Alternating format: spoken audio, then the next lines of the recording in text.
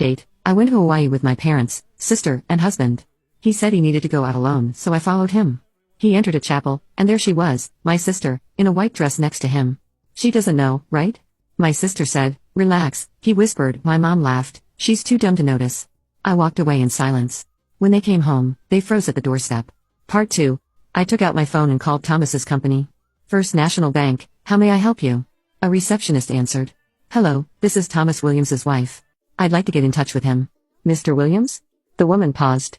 According to our records, he's on vacation this week. There are no urgent matters that I'm aware of. I see. Thank you. I hung up. My heart began to race. Thomas had lied. But why? Where was he? What was he doing? By lunchtime, he still hadn't returned. I sat on the terrace, trying to stay involved in the conversation. My parents and Jennifer were chatting happily, as if Thomas's absence didn't concern them at all.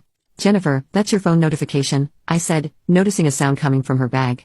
Jennifer quickly reached in and pulled out her phone. I caught a glimpse of the message on the screen. All set for today? The sender's name was simply T. Jennifer pressed the phone to her chest, her voice high and nervous. It's nothing. Just some travel consultation. From whom? I asked, trying to keep my voice calm. Just a tour guide. She blushed. He's looking into some options for us. I nodded silently, trying not to show any emotion. But inside me, a storm was building. T was almost certainly Thomas. And what preparations were they talking about? If Thomas says he's going out alone tomorrow, I'm going to follow him, I decided. What are you saying? My mother, Martha, exclaimed. Following your husband? That's insane. You should trust him. Mother is right, Jennifer said, her voice sweet. You are being paranoid. But my intuition screamed otherwise. Something was deeply wrong, and I needed to find out what. If nothing is being hidden, then there's no problem, I said quietly. As the morning sun turned Maui's ocean golden, I was already awake. I'd barely slept, lying beside Thomas and watching his peaceful, oblivious face. I'd been planning my next move all night. At breakfast, Thomas was nervously checking his phone. Sorry, I have another work errand today, he said. Again? I asked calmly. What kind of errand? Well, there's a problem I couldn't resolve yesterday. He avoided my eyes. I need to go out for a bit. I'll be back by the afternoon. I looked at my parents and Jennifer. They said nothing, continuing their meal like they had expected this. Thomas, I said softly. If you're lying, tell me honestly now. What are you talking about?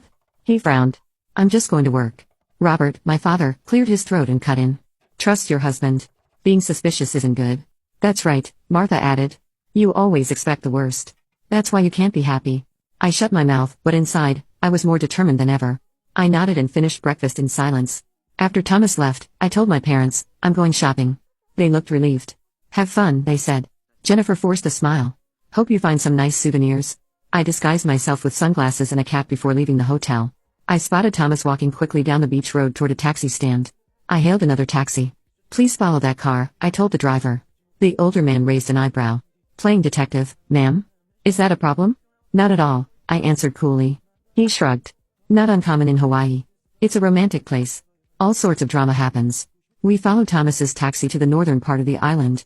About 20 minutes later, he got out in front of a small white church. A sign read McKenna Chapel. Please wait here, I told the driver, handing him some cash. I'll be right back. I hid a short distance away and watched Thomas enter the chapel.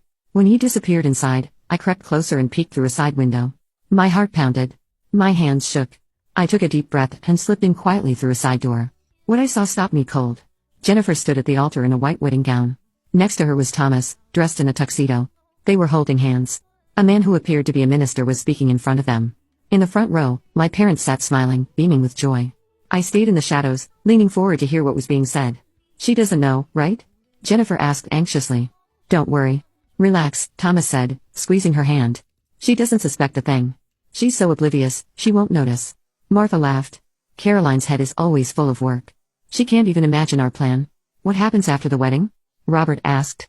First, I'll ask for a divorce and get half of Caroline's assets.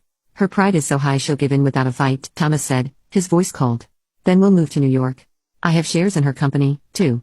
If things go well, I might even get on the board. We won't have to worry about our old age, Martha added happily. Caroline won't abandon us. If we share her wealth, our remaining years are secure. When your remarriage to Jennifer becomes public, it'll damage Caroline's reputation at her company, Robert said. Then she won't be able to resist us. My body trembled, but my eyes were clear. I took out my phone and began recording the conversation. I even quietly filmed the ceremony. What do you think Caroline is doing right now? Jennifer giggled. Probably sitting idly at the hotel, Thomas said, smug. She thinks she's smart, but she's actually easy to fool. That's why I married her. A cold fury settled into my chest. But I didn't let a trace of emotion show. My mind was already planning my next move. When I had enough evidence, I slipped out of the church and returned to the taxi. Please take me back to the hotel, I said. The driver glanced at me in the rearview mirror. You all right? You look pale. I'm fine, I said calmly. There was no tremor in my voice. I just need to make some changes to my life plans. Back at the hotel, I entered my room and locked the door. I sat on the bed and reviewed the photos and recordings. Everything was clear. My husband, my sister, and even my parents had all betrayed me. But my mind was cool. I opened my laptop and started writing emails. The first was to my lawyer friend, Judith Harris. Greater than Judith, I need urgent legal advice. I have evidence of my husband's infidelity and fraudulent actions. Please review the attached files. Prepare divorce proceedings on the most favorable terms possible. Also, please advise me on how to legally stop financial support to my parents. Next, I emailed my private banker, greater than Tom, please urgently move all assets in my name to accounts unknown to my family. Also, prepare the documents to initiate the sale of our home. I'll explain everything when I return. Now comment update to tag you on part 3.